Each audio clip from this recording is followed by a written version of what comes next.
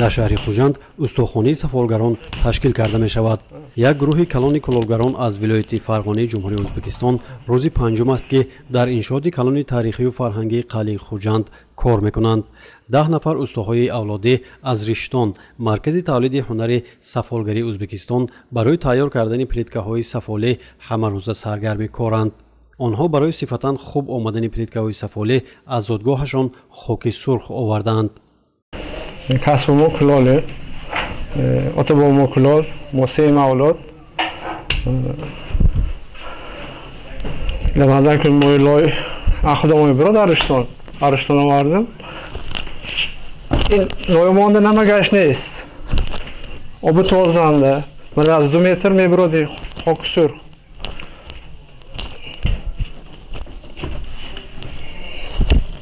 artık çalayı seç نیست لای مانده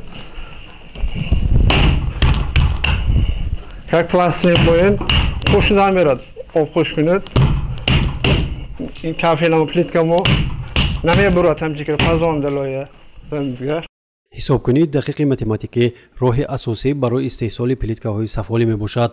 аз тоза кардан ва шустан то истеҳсоли ниҳоии ин маҳсулот кор фақат дастӣ аст. ангуштони усто ҳар як нуқсро ҳангоми омода сохтани сафол муайян ва бартараф мекунад. сафолакҳои рӯйпӯшии истеҳсолкардаи ин устоҳо барои ороиши хонаҳои кулолгарони тоҷик дар ҳаҷм ва шаклҳои гуногун сохта мешаванд. ин як рӯзан тайёр намешад. якта идиша мо камешани 15 рӯз вақт мебарад. ин хуш шуданиш, хумдомудромданиш, буромданиш, ин обработкаш. мисол якта одам як рӯзанда 50 дона мекунад. 50 дона кун ним квадрат. авай зиёд не. солҳои 90-уми қарни гузашта соҳаи кулолгарии тоҷик ба мушкилоти зиёде рӯбарӯ гашт. алоқа миёни устод ва шогирд барҳам хӯрд.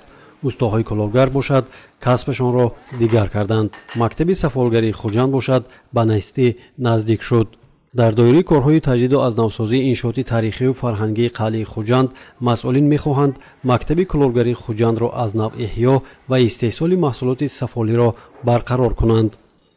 وظیفه ما اساساً میخواهیم که همین خوجندنده وقت چنده همین کلالگری بود و اون چیز برقرار کردن چون که اصیل خوجندنده بودگی فرغاننده بودگی خیوانده همین راهو رشته وای بودگی پیوستگی لیکن یک مدتی معین کنده شدگی ما همین برقرار کردیم همین نزدی وای های استوهایی که کلالگرا آمدگی از وی محلی از دانشگاهی دولتی خوجند یکی فاکولتتش هست از اونجا بچه‌های نزدیک پیوست میکنیم و ها همچون استا شده ایستاده اینها شاگرد شده ایستاده همین کار برکنیم. این پلانی کلام مثال نقشه کلام و اگر همین چیز برسیم اگر تاجیکستان به یک هنرمندی که اصیل توجیهی پیدا شده ایستاده پخش میشه. این پیچگاه‌های مخصوصی میباشد که برای پختن سفال پیش بینی شده است. برای کارکرد و پختن سفال 980 گرادوس لازم میباشد.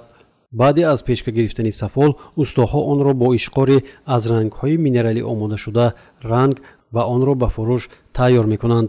استاهای ریشتون آمادند که همه سر و نازکی‌های کسب کلال و سفالگری را که تا امروز تنها در فرغانه میدونند آموزانند. پیچکه به مانده میشدیم 2 دانگی 4 دانگی شده 3 پایه و این زل شده مانده میشدیم 2 دانگی 4 دانگی مانده میشدیم این زل شده ته میشد این مثلا علاب میبروریم به سانه اینا این گرفتم بعد سانه این به گسانه گل می انداخم گل انداخته شده سانه سر ریخته میشد وای به سر ریخته شده بعد سانه این پیچکه به بار میکنیم این گلبوته شدن بعد سانه سر ریخته شدن بعد سانه این به 1 دانگی بار میشد 2 دانگی بار نمیشدین 2 دانگی بار کنید چسبیده میماند 1 دانگی بار میشد این زل شده